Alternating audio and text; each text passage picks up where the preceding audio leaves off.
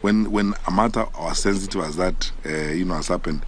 Now, you already have jumped to conclusions before investigations are done. Now, my brother, if we go that way, we will hurt ourselves. Let us always be focused. When something has happened, we have competent officers, we have competent teams. They come up, they investigate the matter, wanachunguza, wanatafuta ukweli mahali huko. Kama kuna ushahidi wa kutosha, mambo fulani yamefanyika, wahusika wanapatikana, alafu wanapelekwa kotini. Tunataka kufuata sheria na tunataka kuishi kisheria vile tunatakiwa kuishi. Sawa? One last question perhaps.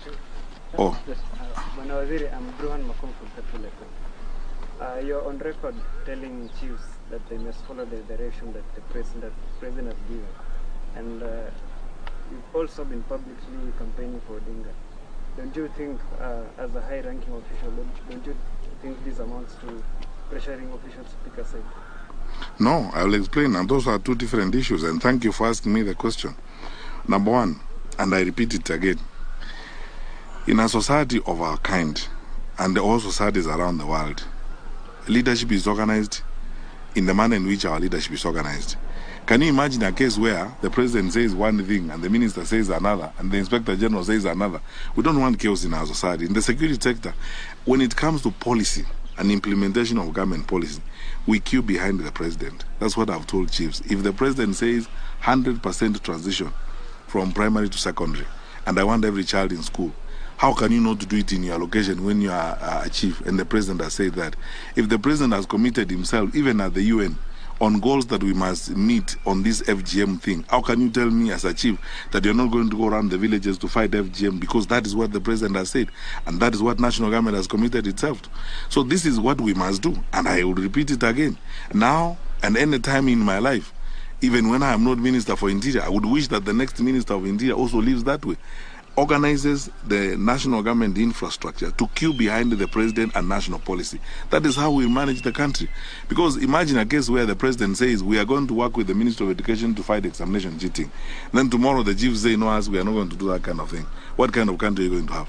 So that is what I meant when I tell chiefs, and I tell them even to this day, on national policy, and when the president takes a decision on the matter and the president spells out a position, I am the first to queue behind my president, and I'm followed by my colleagues. That is how it is going to be, and that is how it should be, for us to have an orderly environment. On the question of elections and campaigns, let's stop pretending about one thing. Even the judges of the High Court, the judges of the Court of Appeal, and the judges of the Supreme Court will vote. But the matters on which they are voting, some of them may come before them. There is a clear line between my inclination and my responsibility, my obligation and my inclination. All of us here, the way we are seated here, even my colleagues here, I don't know, some of them are Muslims, they go to the mosque on Friday, others are Catholics, they go to church on Sunday, others are Anglicans, they go to church on Sunday, others like me are Seventh-day Adventists, they go to church on Saturday. But when we come to work, we have our obligations. I will not wear the lenses of my religious inclination. I will not wear the lenses of my faith. I will, if you come before me, I will not ask you where you belong to and where you come from. I am not supposed to do that under the law. I have an obligation. I have a legal obligation. So there must be a line drawn between legal obligations and personal inclinations. To pretend here that people do not have any, even our officers, police officers will vote. They have inclinations. They may have preferences. But they know that when they wake up in the morning and they are wearing kofia, kirauni, na wanabeba bunduki, they are going to work, they are going there to serve every Kenyan. And they will not ask every Kenyan, where did you vote? No, no, no. That's you're not allowed to do. So let us agree on this particular matter. There's a very clear line between obligations and inclinations. And there's nothing wrong with people having, inclinations. That's why we are a democracy.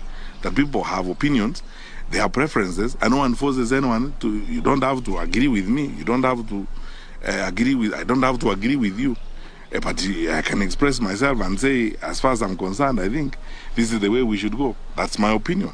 Even in the offices where we work, we have different opinions sometimes on issues. But we don't sack people because they have expressed differences of opinion, because we understand the line between obligations and inclinations. And this is what people oftentimes confuse and so on.